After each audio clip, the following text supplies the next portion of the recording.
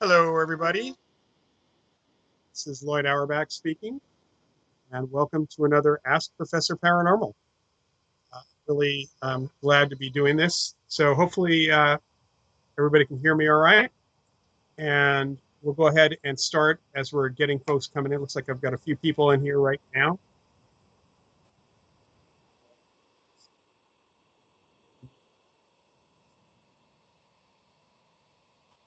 All right.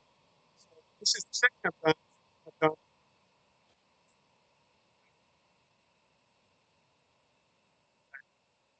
back office.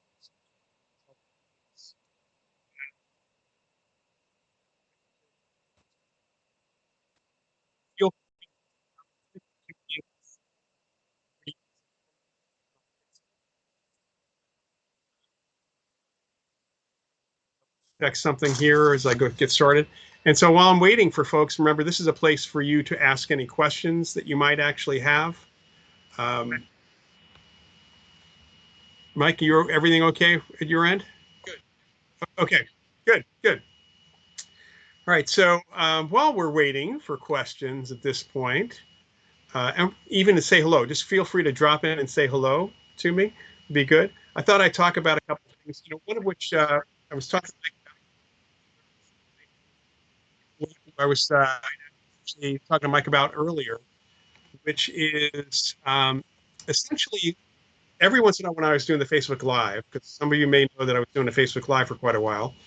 Yes, uh, there would be somebody, and my guess is probably the same somebody under different names or Facebook accounts, drop in and start addressing directly some of the folks who were commenting, offering and hi to the folks I know, Tina, Paul, Jay, JB, good to see you there.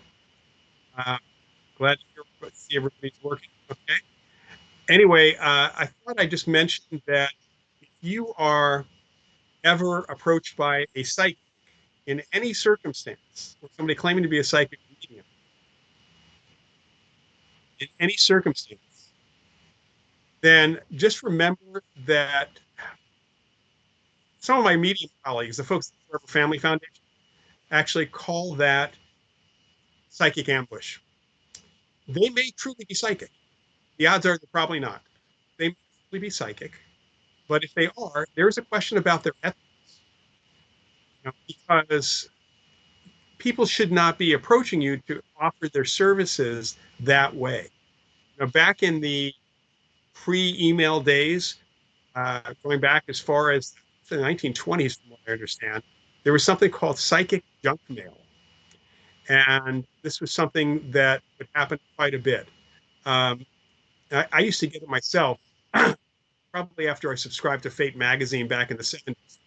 And psychic junk mail, like spam that we get for email, would offer services to you. Usually they were sometimes even, and I even today, I crap like it's an email, has my name in it. It says, "Dear Lloyd, I have sensed something about your future that you need to know about." And they proceed to sell their services. I've kept myself on a list, in fact, a couple of folks an email just to see what they say. Every so often, I get the solicitation to send them $24.95 to get their services for the rest of the year, uh, and also selling me things like talismans, often very Christian religious talismans to help me connect with angels and my good luck. Not knowing, of course, I'm not Christian, grew up Jewish, so no interest in that.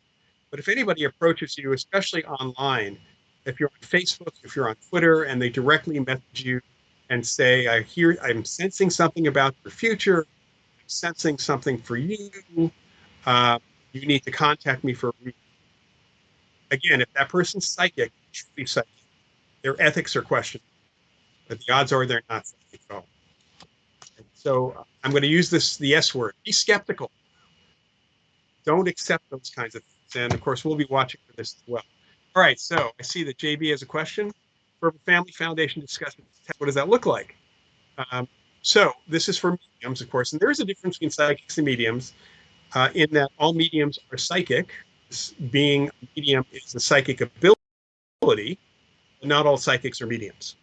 So the Family Foundation's testing process, the certification process, involves the individual having to do 5 readings for trained sitters. These are people who are part of the foundation, who've gone through a short training. They do, in fact, have a recently deceased relative. That's an important piece of being one of our sitters. And the readings are conducted, they're transcribed, and then they're sent to independent judges and the individuals themselves for scoring. That's an important part of the process. About 10% of the people who try the test pass. The reason they don't pass is not always because of being psychic or not being psychic, being a good medium, not being a good medium. A lot of time it has to do with essentially whether they were good that day. So if we do 5 readings, if somebody has to do 5 readings, then it may depend on that individual choosing, being psychic or being able to do mediumship that day. Mediums tend to turn it on better than psychic. What I've seen, because I have a couple of friends, I have one in particular who's a phenomenal medium, but she doesn't do well with technology. So there were some issues there. Um, she does great on the phone. She did great on the phone readings, did not do great on the Zoom readings. And again, in person, she's great. It just really depends on the medium. So we do have, like I said, a pass rate of about 10% of the folks who try. They also have to go through, besides passing the certification testing, they also have to go through an interview process with one of our other mediums. In that, um, this is where we look into their ethics and the background check as well. Hopefully that answers that. All right, Paul's saying, I just finished watching the podcast Unraveling the Universe. He interviewed Dr. Jim Tucker. Jim Tucker is the successor to Ian Stevenson, who was kind of the pioneer in doing research with children who remember previous lives starting in 1960 from the University of Virginia. Erland Haraldson was his colleague in Iceland, University of Iceland, who also did quite a bit of that work. And the reincarnation cases, when we're dealing with kids 4 years old, suddenly recall, not always, but when they are recalling information that they could not have known, the family could not have known, and it's verifiable because we have several of those, many of those solved cases in the record at the University of Virginia and other places. That seems to be what we would call reincarnation. Now, no one's come up with a really good other explanation for that. It doesn't fit other psychic perspectives in general. But what's really interesting about this is the evidence is really clear that these kids could not have known the information about the past individual, especially since there was literally no connection between that person and the child themselves. And also, those memories tend to fade for almost all of them, not all of them, for almost all of them by about age 6. That's also another pretty interesting thing. I do recommend looking at the perceptual studies at the University of Virginia. They have a lot of information about reincarnation and other research they've done. There is a link in the about the description of this video that takes you to a new page on Paranormal Daily News with my recommendations of legitimate laboratories and research sites and information sites about parapsychology and the paranormal. So there's a whole bunch of links there. All right, Stephen Smith read my great paper on psychics communicate with ghosts, trying to reconcile ghosts with reincarnation. It's supposed to take place relatively quickly. Well, first, not everybody becomes a ghost. That's important to know. I mean, if every human being who died is suddenly a ghost here, this is different than apparently transitioning to the other side from where they reincarnate. But not everybody becomes a ghost. So it's not in conflict whatsoever with reincarnation, and it doesn't seem like everybody reincarnates either. At least we don't have any evidence that that happens. Uh, that doesn't seem to be the case from the spirit world, talking to mediums as well. So that hopefully kind of helps. According to Jim Tucker and Ian Stevenson and Erlander Haraldson, the average time between the death of the individual who gets reincarnated as a child and the child's conception is about 15 months. That's the average. It could be much longer than that, years. It typically tends to be a lot less than many years. All right. JV, back to the technology. For my friend, who is a little bit of a technophobe, it's a psychological barrier. It's not a psychic barrier. There are people who have a problem with technology. Maybe not if they were 20, but those of us who are a little bit older who didn't grow up with some of the technology might have a problem with technology. So that seems to be the issue. The psychological barrier. It's not any other kind of barrier. Right. Tina is saying you're enjoying Joe Shields' beginning mediumship class. Seem to connect easier when the sitter client is upbeat. Well, first, for those who don't know who Joe Shield is, or Joseph Shield, he is one of our Forever Family Foundation mediums. I say "are" because I am president of the organization. If you're not familiar with Forever Family Foundation, it is a free organization to join, fully nonprofit and volunteer, runs grief retreats. Hopefully, we're going to get back to running conferences again next year. We'll see. But I would say that's probably the case. I think the connecting is a little bit easier on an emotional level if the client's upbeat. Remember that a lot of mediums connect with people or connect with spirit for people, the clients who are in grief. We see that at our grief retreats quite a bit. All right, so all those things kind of happen. All right, I want to mention a couple of other things. I have kind of a list of things now, so I can fill time for this. There are two new courses I'm involved in teaching coming up in August for the Rhine Education Center. And if you go to the channel, to this YouTube channel, look at the descriptions. The description of the channel, you'll see all these links there, except for this brand new one. It's in the details for this particular episode. And these Rhine Education Centers are offering a bunch of new courses that were just posted a couple days ago. I am co-teaching a course on ethics and field investigation. For those of you who are ghost hunters or paranormal investigators, there are some serious ethical considerations. It's co-taught by myself and John Kruth.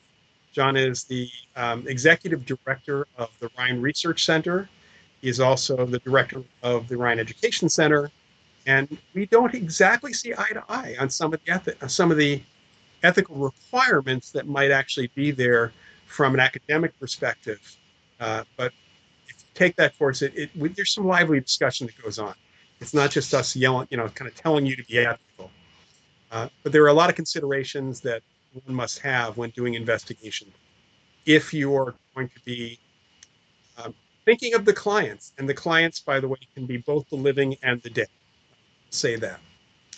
The other course that I'm teaching, and these are both four-week classes, is a course called Development of Investigative Techniques. So in that course, what I'm going to talk about is how, it's kind of a history, is how has ghost hunting or investigations from a more scientific perspective, how has that developed? What do we do when it comes to these experiences that happen outside of the laboratory? Because we really, in our field, parapsychology, we may look into or investigate not only cases of apparitions, hauntings, and poltergeists, but we might also look into also other spontaneous experiences of a psychic nature. We look at reports of ESP and PK, psychokinesis. We look at reports of out-of-body experiences, or death experiences. There are ways to investigate or to look into them that are intrusive and non-intrusive. Try to really get into both of those things, and the tools that we use for that. I'm not talking about tech specifically, although we get into that in the last class before. I'll also talk about how these methods have developed and evolved over the years since the late 1800s, actually even before that, since the beginnings of ghost hunting, if you want to call it that, which would have been kind of the mid 1800s. So, looking into a whole bunch of things actually, and it's a deep dive. You know, it's said that if you don't know history, you're bound to repeat it, and I've seen that with ghost hunting groups from time to time. I've unfortunately disappointed a lot of people over the years when they've sent me some essay or a theory they've got or something else and asking me what I think about that. And more often than not, and I say every single time, there's only been a couple times that somebody had a really unique spin on things. I actually refer back to history, to our history, and who else had written about it, and what we've done with that, and why we think it might be true or not true, or even something worth pursuing. Providing all the arguments and the information, the evidence for that. So, I don't want to say that it's not, certainly I can say those people who did that were creative thinkers. And I was really glad, and I tried to encourage them because they came to these conclusions on their own. But the reality is, we've already done that. We've already figured this stuff out. So why repeat that? Put your energy to something new. That's important for us, this field, as it happens. Um, So this course is really to help people understand where we come from in the investigative process and to move on from there. So we like to see people coming in for that particular purpose. We also do have a couple certificate programs for field investigations, and this course counts towards both of them. The ethics course does as well.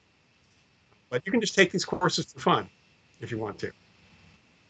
All right. Let's see. You have anybody a little quiet again?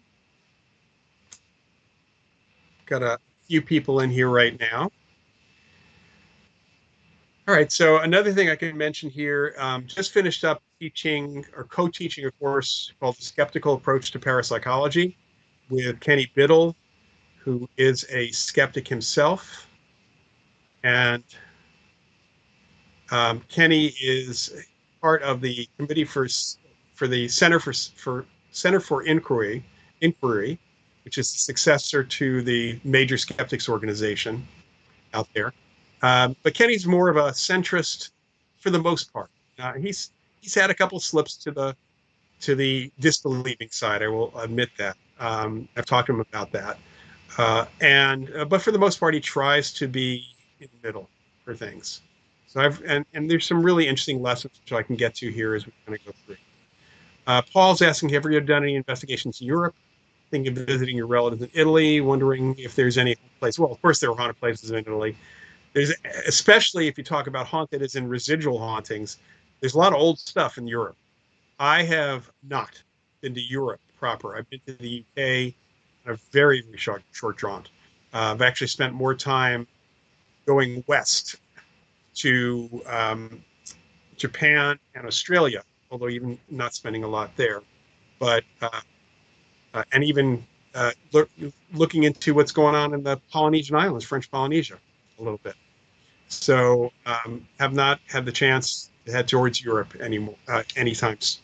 And I don't have any trips planned, unfortunately, for that.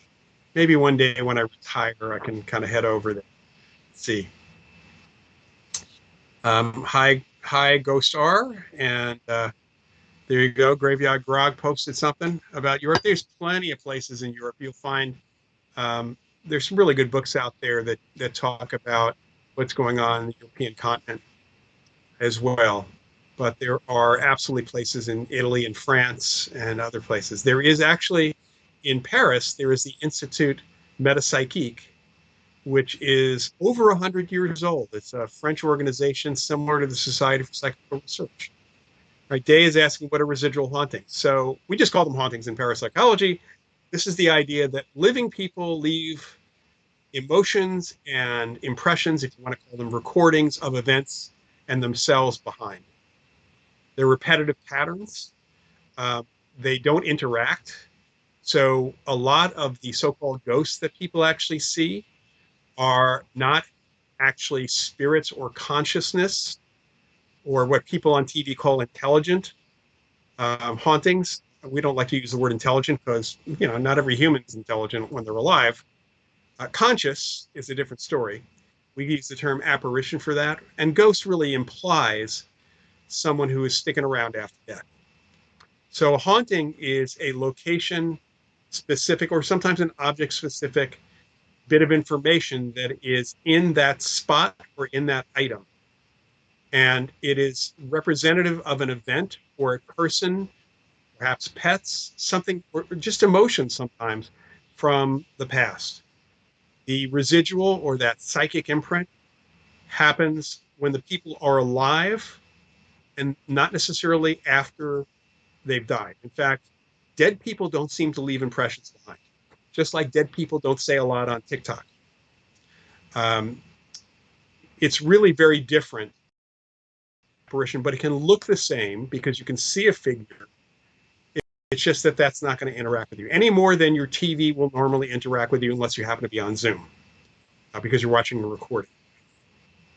Uh, Hauntings or residual hauntings can be emotional. In fact, I can say that most of us have experienced those. If you've ever gone apartment hunting or house hunting and you walked into places that felt really good or felt really bad, and it wasn't the decor, there wasn't a smell that was causing the issue, that was a haunting. You were feeling the people who lived there. what they had left behind.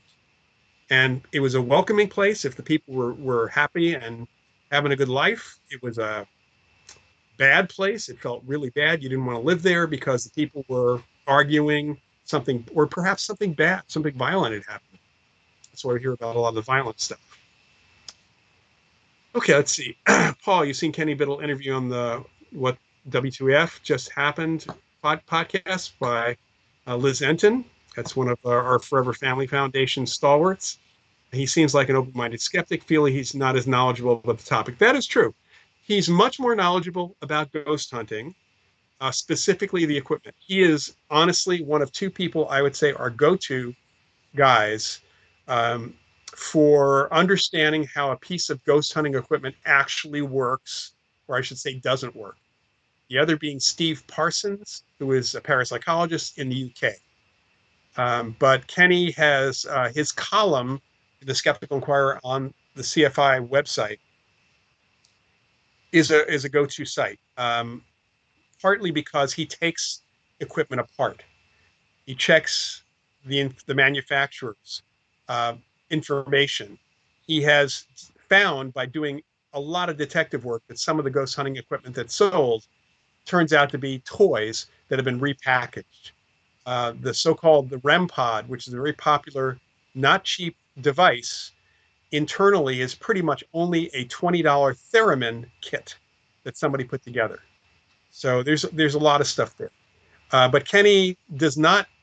His main focus is on equipment, technology, and photography. It's not necessarily about parapsychology in general. So the co-teaching that we did, he spent a lot of time talking about the field investigation stuff, but mainly we were co-teaching because he's a good instructor of what one does to really dig into a mystery and to critically think. It doesn't mean that your conclusion is going to be accurate, and you can still have biases, and he knows he has biases as well. He's trying to overcome them, but it's tough. All right, let's see. Ghost R, his bark is louder than his bite. He doesn't know a bit, but at least he admits he doesn't know. That's correct. He does admit when he doesn't know something. And then he said he a lot of times he's actually because we John Truth and I pointed out some things he didn't know, and he went out to learn about them. He wanted some references, wanted to start getting into that. So and he doesn't have any commentary on controlled laboratory research really.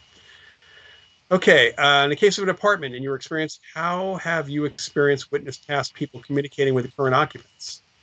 Um, there have only been a couple of cases I have had where there were actual conscious apparitions. I've had a whole bunch of cases over the years where it was imprints or residual hauntings.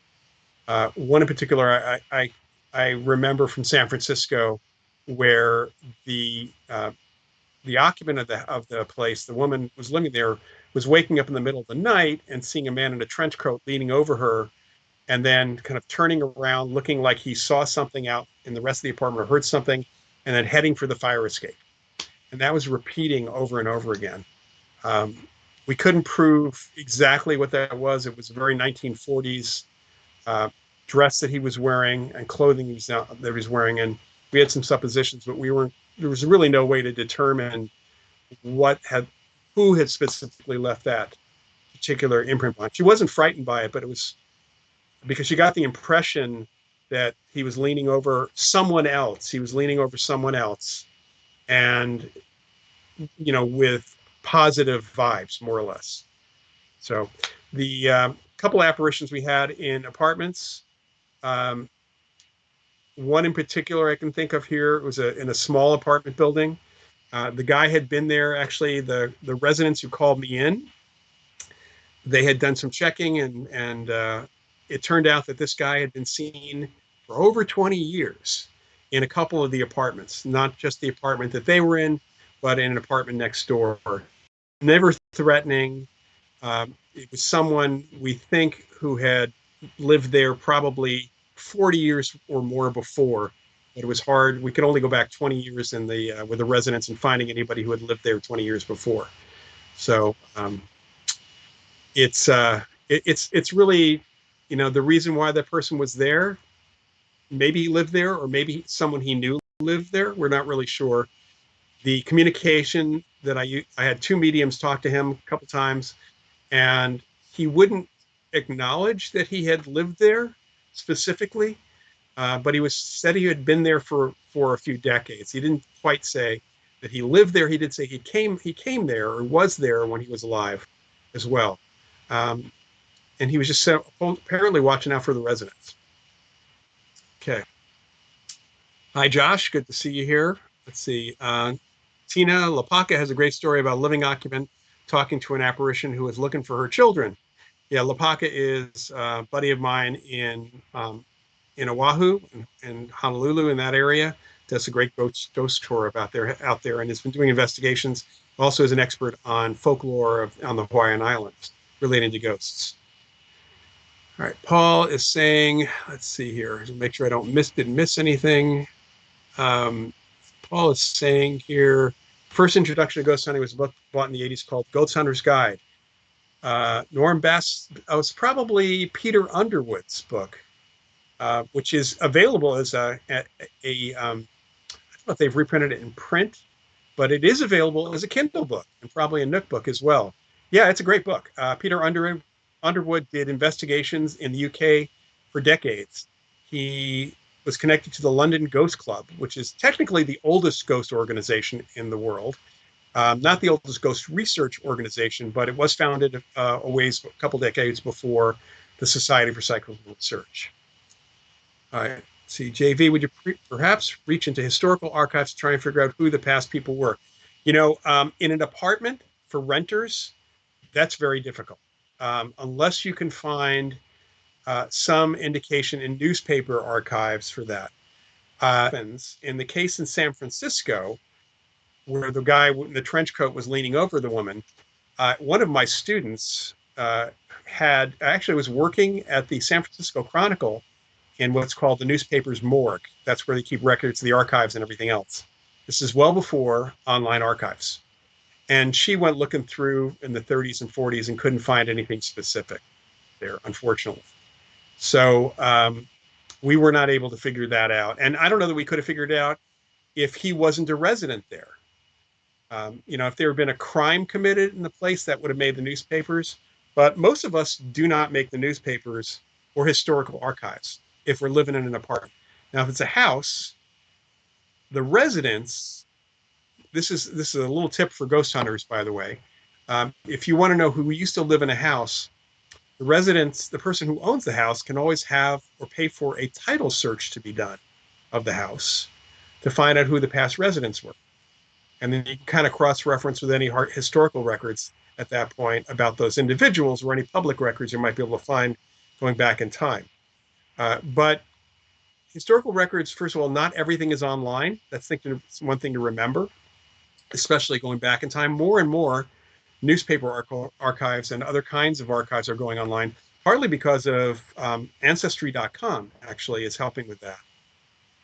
But the reality is that and my day job is for a company that has one of the largest collection of public records out there. I can't use them because of privacy regulations these days, but I know from teaching about them that we just know that it doesn't go back that far in a lot of jurisdictions. It doesn't go back. There's records that are not online. There are records that are simply only accessible through a state or county. Historical societies often have more and better information that is typically not online, unless they're well funded. Public libraries have access sometimes to records that are typically not online, again, unless they're really well funded and they have a digitalization project. We are not at a point in our society where we can find just about anything historically online. You've got to do footwork, historical society, county clerk's office, places like that. All right, let's see what else we have here. All right, Cleveland Rocks. Is that from Drew Carey, I hope? Were you on the Doris Bither case? No, that was my colleague who did that case. Barry Taff, actually, and Kerry Gaynor were involved in that. That was before my time. They're a little bit older than me. And Tina, please do say hello to Lapaka when you see him. He sometimes comes into these Ask Professor Paranormal things here as well. All right. Let's see what else. Maybe a census. Yeah, census again. Um, Actually, if you have a paid subscription to Ancestry.com, you can often get a lot more information than you could through a lot of other places. Um, Sometimes you run across some really interesting stuff on Ancestry as well. Greg, will you be doing anything at the USS Hornet this year or Moss Beach Distillery? Definitely the Hornet. There is going to be a Paracon, one of those paranormal conferences, a small one, on the Hornet on August 26th. It's a Saturday. It's an all-day event. There will also probably be ghost tours at night, like flashlight tours at night as well. And I'll be speaking. I'll be there all day on Saturday, August 26th. I haven't connected with the distillery at this point to set anything up. I really want to this fall, but it'll be in the fall if we do anything. Hoping to do that again, and maybe some other places too. We'll see. All right, let's see. I do want to mention again in the about or description for today's session, there is a link to Paranormal Daily News, Professor Paranormal's recommendations, or if you go to Paranormal Daily News, I am the parapsychology editor for that. I'll be putting up some articles real soon. But if you do the drop down for recommendations, it's drop down for, I think it's the news drop down, and recommendations will be taking a page that was just put up with my recommendations for organizations and resources, information resources, and even a list of people and organizations to follow on Twitter. I guess I'm going to have to come up with those same accounts for Tribal or one of the others, since who knows what's happening to Twitter right now. But do go to that page. There's a lot of great information on that page, and if I say so myself, and it is annotated, so I give you an explanation of what all this stuff is. All right, Paul's saying I'm on Ancestry, right? A lot of information they give you. Ancestry has more information than a lot of the public record sites because people put it up there. All right. JV, do you think the Hornet is haunted? Yes, absolutely, positively, no question. Okay, so giving a little backstory here. The Hornet, the USS Hornet, I was asked towards the end of 1998, which is the year they opened as a museum, by the way, to come on by a psychic by the name of Stash Murray and help with an investigation to try to figure out what's actually going on the ship. So in 1999, I and a couple of my folks I had trained who were working with me went on the ship, and we interviewed a lot of people. In fact, we videotaped the interviews. We even put together a short documentary, a 45-minute documentary, which was intended to be part of a series we never got to, with many of the best experiences people had, and experientially. And then I brought in psychics as well, besides Stash Murray, and psychics and mediums to kind of look it over. Best we can figure out, there are dozens, I mean, many dozens of actual conscious apparitions there who are still active to this day. Not necessarily people who died in the ship. In fact, there were a couple that were identified. It's tough to identify who all these guys are for a number of reasons, one of which being the number of people who were on the crew complement when the ship was in service. But those we identified had died in civilian life well after the ship was decommissioned, which was 1970. So the Hornet definitely has that. And there are also a couple spots on the Hornet that have repetitive stuff haunting going on as well. So yeah, the Hornet is definitely haunted. In fact, I and a couple of others helped the Hornet. The Hornet was trying to get people to come to the ship, to the museum. And so the paranormal angle was one way to do that. And we were the ones who broke the story, kind of brought it out there to the world. Okay, Ghost Star, have you ever been nervous, apprehensive on a case or investigation? Yes, but not because of the paranormal. Mainly because of the people, the living people, and I've had a couple of, I can't call them close calls, but a couple of bad situations I walked into, domestic situations I walked into, that fortunately ended okay. Um, one of my the folks working with me had a bad situation happen because, again, of a domestic situation. Um, we've had, I've been asked to come into a couple of places, and when I've gotten there, they were clearly not safe from a physical structure perspective. I avoid those places as well, and I would definitely be nervous going to any place that has been unoccupied, has safety issues, physical safety issues, and has no witnesses. I mean, one of the things I teach very clearly, and we don't ever do investigations unless we have witnesses we can talk to. And too many places that have ended up on TV had reputations for being haunted, but no one had experienced anything for decades. They've been closed up for a long time. That doesn't make a whole lot of sense unless you're talking about investigating folklore. The problem at that point is that you, the first investigators, may actually be bringing the phenomena with you. If we're talking about apparitions, about conscious entities, there's going to be residual stuff in these places, and that'll be added to by the reaction of the ghost hunters and the tourists. Okay, JV, have you witnessed PK in your career? Absolutely. In fact, I have a book. Unfortunately, the book just went out of print. I'm going to bring it back into print, but I know you can find used copies all over the place. It's a book called Mind Over Matter. Definitely can find used copies, but it'll be back in print hopefully later this year. Just trying to work with a couple of folks, including the Paranormal Daily News folks, to get that back out there. Um, I have worked with an individual named Martin Caden, who was able to do PK under controlled conditions. I did that back in the 90s. Just to let you know, Martin Caden was not only a straight shooter, not a psychic, he was a science and science fiction writer. He was a consultant to NASA. He wrote numerous books about space science, about our space program, about aviation, because he was a pilot and aviator, aviation expert. He wrote science fiction novels, including Marooned, which became a major motion picture in late 1960s that won an Academy Award and predicted parts of the Apollo 13 disaster. He also wrote a book called Cyborg, which is the basis of the $6 Million Man. And he worked on the series, in fact. So Marty was able to do PK. And actually, I and Marty have taught, he's no longer with us, but we did teach people, and I've taught people to do a little PK. And I've run spoon bending parties too for that.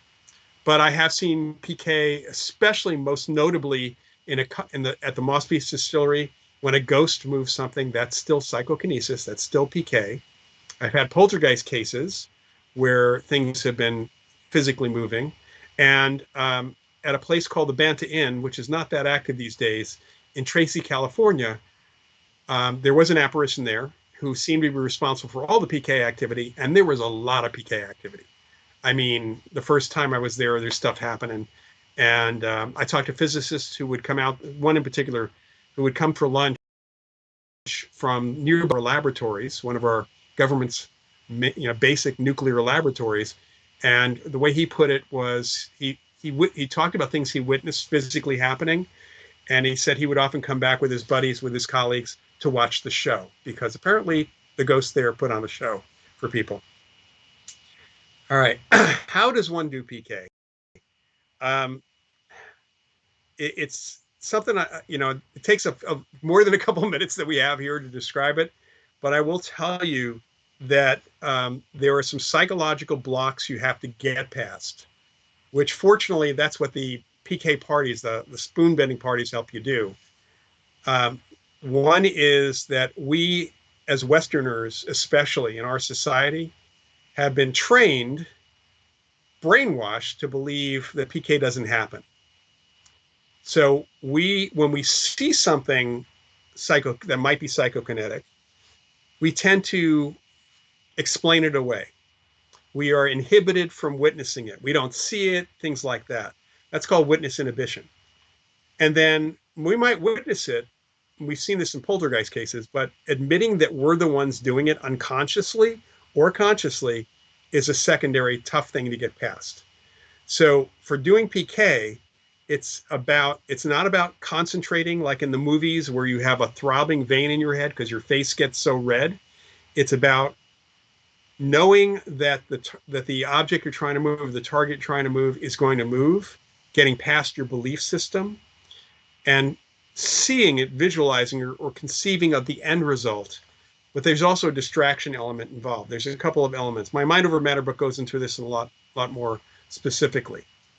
Liz is saying we are all affecting our environment physically and or energetically, whether consciously or not. I assume that means psychically, not only physically. We're definitely affecting our environment, and there we do have subtle psychic influences, PK influences. One of the most common things that has been studied actually in parapsychology and outside of parapsychology, and I've talked to people in Silicon Valley, hardware and software people on this, and that is that our moods, our stress can affect our devices.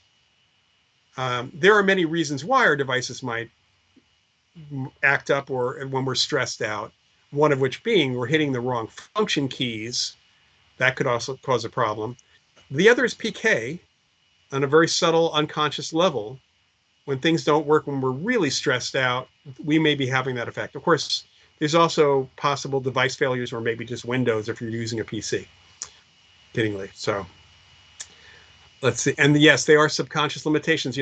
Witness inhibition and ownership resistance, the two things we have to get past, are also things that athletes have to get past.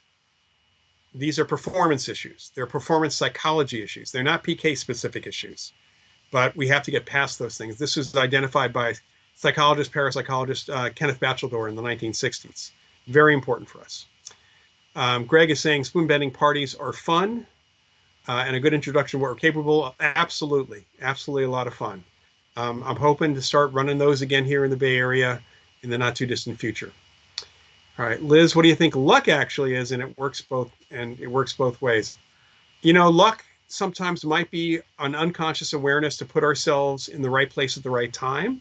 Depends on what kind of luck you're talking about. Or we can self-sabotage also. But that can be psychological as much as it is psychic. Richard Wiseman, who is a kind of a leaning to the disbelieving side skeptic, but also a parapsychologist, wrote a good book on luck that I recommend for that. Luck also is chance. It is sometimes we may be psychically knowing when to do something or to jump into a dice game or a card game so that the next few hands or next few rolls are going to go our way. That could be precognitive, or it just could be statistically that's happened. It's hard to know specifically what's going on with that. I will tell you that I've had people contact me and my colleagues when they tell me that they've had this really bad run of luck and they must be cursed. And that is not the case. If you're cursed, there's a curse there, it's because you're cursed. You're cursing yourself. You're creating a situation which is possibly making things worse. All right. What determines whether a newly deceased person reincarnates within a week or two as opposed to becoming a ghost? No idea.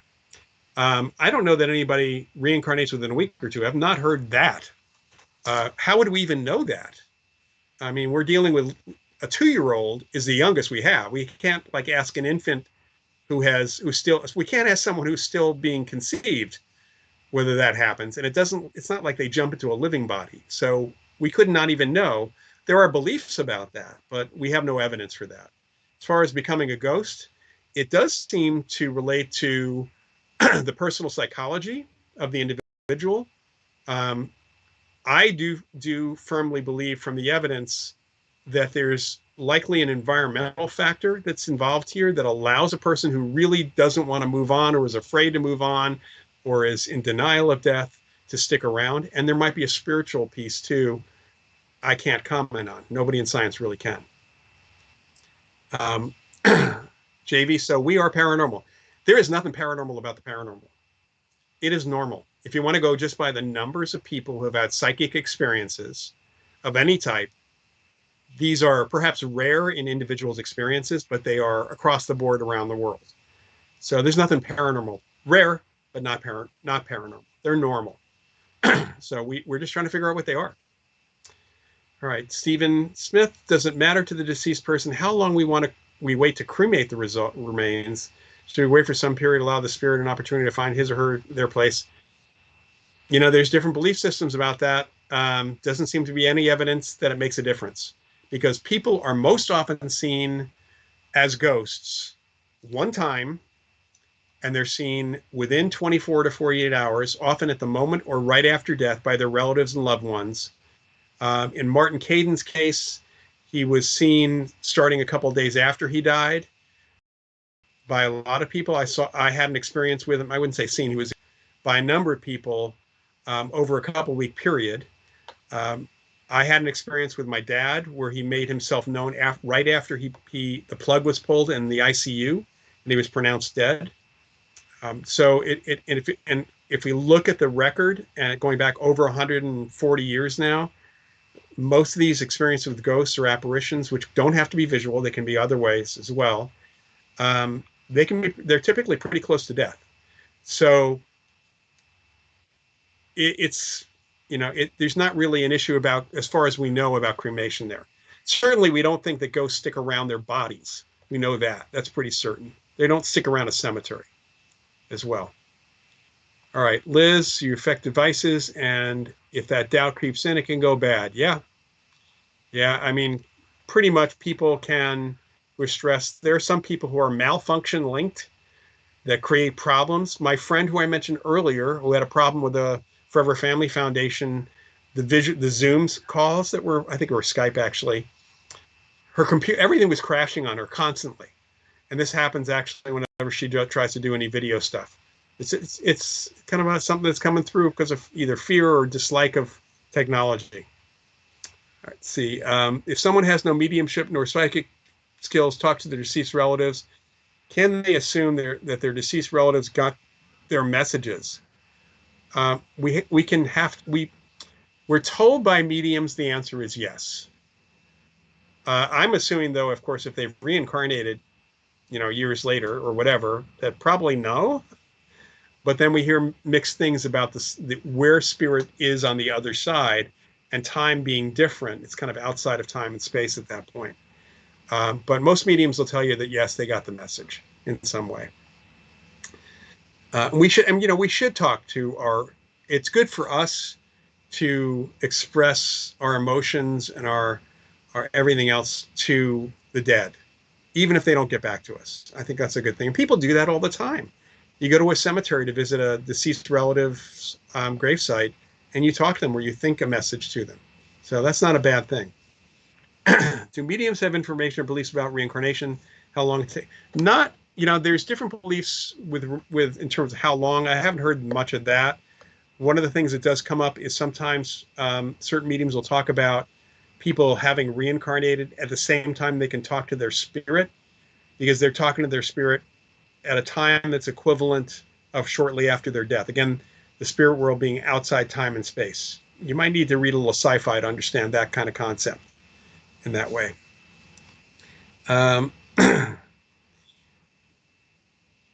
Okay. Spirits can communicate immediately upon death too? Yes, absolutely. No question about that. That's whether they are trying to stick around to say goodbye to people. That doesn't happen to everybody who dies. So they would be able to communicate pretty much right away. And in fact, that appearance at the moment of death or shortly after is a form of communication for that matter. All right, Stephen, is there any evidence of people with precognition making big profits in the stock market? All right, I'm going to tell you a couple of things. First, there are folks who have been making money going back to the 1980s using something called associative remote viewing. It's a technique to actually remove some of the emotion and kind of greed, if you want to call it that, from the process of making investments and making money. So that has been happening. The other thing here is that that there are likely people who are doing incredibly well, whether it is the stock market, horse races, gambling, who are psychic, but either don't tell anybody that they are or don't admit it because they don't want that scrutiny. And I know instances of people who were in conversation. A friend of mine who was a psychic and medium was at a casino. She was up 22 grand. And there was somebody who sat down next to her. She was playing, I think she was playing blackjack. And the woman next to her strikes up a conversation. And in conversation, she asked, "So what do you do for a living?" And my friend said, "I'm a psychic." And within 30 seconds, there were guys who had asked her and her husband, my friend and her husband, to leave. Gave them their winnings because they couldn't take those, but told them never to come back again. So we know there are people out there who are making money who psychically that way and in other ways as well. Um, Greg, you believe Edgar Casey said we wait a generation to reincarnate? No, that's, the children who remember previous lives, that is clearly not the case with many of these kids. Right? Yes, for some it's 40 or 50 years, maybe even longer. But the majority, again, the average being 15 months from the death of the individual to the at least conception of the next person. And it's really the birth of the next person we look at as much as possible. Yeah. There are beliefs around the world that are different. So in certain cultures, you can only be reincarnated within the family line. So maybe you're your own great grandfather or grandmother. In other cultures, you cannot be reincarnated in the family line. It really depends. All right, Day, being Jewish, what's your experience of Jewish mysticism? Only a little. I mean, I've read about the Kabbalah and certainly read some of the Jewish folklore about various perspectives on spirituality. There's a couple of really good books about reincarnation in relation to Jewish mysticism that are out there. One of them is called Does the Soul Survive? Another one's called Beyond the Ashes. Beyond the Ashes is really interesting because that rabbi and researcher looked at cases of reincarnation of people who had died of people who were killed in the Holocaust. That's a really interesting one. But I wouldn't call those mysticism. Jewish mysticism is like mysticism anywhere. There's a particular attempt to try to control the universe. So there's all sorts of magical beliefs in every religion. There's a group or a sect that believes in that thing, in trying to control the universe in some way as well. Let's see. Let me see what else we got here. Ghost Star, they kicked you out of the casino one time. You were on a great run. Yeah, there's no law against being a psychic in a casino, but casinos are always on the watch for people who are winning too much, and whether they're either card counting if they're doing blackjack, which is not illegal either, by the way, that's memory, or they are possibly psychic. There are always ways they can kind of get rid of people, unfortunately. So probably the stock market's a safer bet in some respects, but we're really dealing with probabilities. So you may not be able to hit that all the time, certainly. All right, we've got 5 minutes left, I see on the clock. This has gone pretty fast today. I also want to mention keep an eye, to take a look at the Parapsychological Association's website. That's just parapsych.org. Look at the publications. There's a great publication called Minefields. There is also some great information. There's a FAQ that's there with all sorts of good information about the field. If you want to see who's in the field, there's a membership list. You can see all the names that are people who are part of the field. Now, I want to say that there are several folks who are parapsychologists who may have been members at one point who didn't renew their membership for whatever reason, but part of the field in some respects. So it's not everybody, but if you are curious, if somebody claims to be a parapsychologist, be sure that you look there first, the membership list in the Parapsychological Association, because unfortunately, we're seeing a resurgence of this. We saw this a lot in the 60s and 70s when psychics called themselves parapsychologists because it sounded cooler than being a psychic. Parapsychologists study psychic phenomena. Yeah, there's a few parapsychologists who might be psychic, but just because you're psychic doesn't make you a parapsychologist. And now we're seeing ghost hunters calling themselves parapsychologists with no education whatsoever in parapsychology. All right? That's, if you call themselves an amateur parapsychologist or a lay parapsychologist, that'd be okay. But it's a real problem out there. So don't take it for granted if somebody calls themselves a I would prefer people ask me about my training and my background and all that than people just make an assumption, just accept what I said, if they didn't look me up at all. And that's fine. That's okay. I've gotten that from, oddly enough, I've gotten it from more true believers than I've gotten it from disbelieving pseudo skeptics. Okay, let's see here. And you're very welcome, everybody, for doing this. Um, it's this is fun for me to do. So okay, Sunshine is saying, and Brian D is saying also. I think it'd be nice to have your face in full screen, and then we can watch the live chat in the live chat section. Um, I understand that. This is the way we're going to do it, at least for the going forward. Mike and I will talk, but I think it's actually easier for me to see everything here, right here under my face as I'm watching this, than it is on the side. And sometimes the live chat takes the time to catch up. All right, when can we start calling ourselves parapsychologists or psychics or mediums? Well, if you were going to call yourself an artist, somebody asks you what do you do, and you're going to call yourself an artist, when would be okay for you to do that? If you're going to call yourself a musician, when would it be okay for you to do that? If you're going to call yourself a psychologist or a physicist, when would be okay for you to do that? The answer is you shouldn't call yourself a parapsychologist unless you're working in the field, or at least partially working in the field. But absolutely Tina, you've taken a couple classes. You really need to take a lot more classes. You need to have a good understanding of the breadth of the field. You can then specialize in things, but it's important to understand the field and its history and everything else. That does not mean you cannot call yourself an amateur parapsychologist. The word amateur has gotten a bad rap. You know that a good number of discoveries of things in the sky by astronomers are actually by amateur astronomers.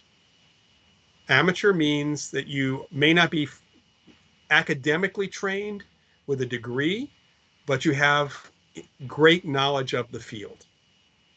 Unfortunately, we have become so weird about the word amateur that it almost means not being paid for it, which is stupid because there's people in my field who aren't getting paid for it, who are still doing the work. There's just no funding for them. So it's about education and training. Parapsychology enthusiasts, that's good too. And you could call yourself, if you're actually doing investigation, you could call yourself a parapsychological investigator. All right. Sorry, Danya, it took you so long to figure out how to sign in. I'll try to put that in my tweets and Facebook later on. And the last question, which we're going to take, because it's now 6:30 my time, is it true that chocolate can prevent or postpone or reverse dementia? There is starting to be evidence that some of the substances in chocolate may actually help. I don't know about reversing dementia, but certainly might help with the development of Alzheimer's and that. But the evidence it's not clinically trialed yet. It's just an indication of some of the substances. Then again, there's also some evidence that some chocolate from some parts of the world has too much heavy metals of certain type because of the soil, and that might contribute, may offset any positive benefit there. Okay. Would it be covered by Medicare? Yeah, I kind of doubt the chocolate's going to be covered by Medicare. For those of you who don't know, as I'm closing out here, I've got a certificate as a professional chocolatier. I've made chocolate. I do guided chocolate tasting sessions. So I'm a chocolate educator too, on the side. Anyway, thank you all for coming tonight. And I want to let you all know that I will be here normally I do this every 2 weeks, but because of some travel that I've got coming up for some work stuff, I'm going to skip 3 weeks. So the next session will be July 23rd. And after that, it should be every other week, So July 23rd is the next session. I hope to see you here. And with that, I want to say good night, and may the force be with you.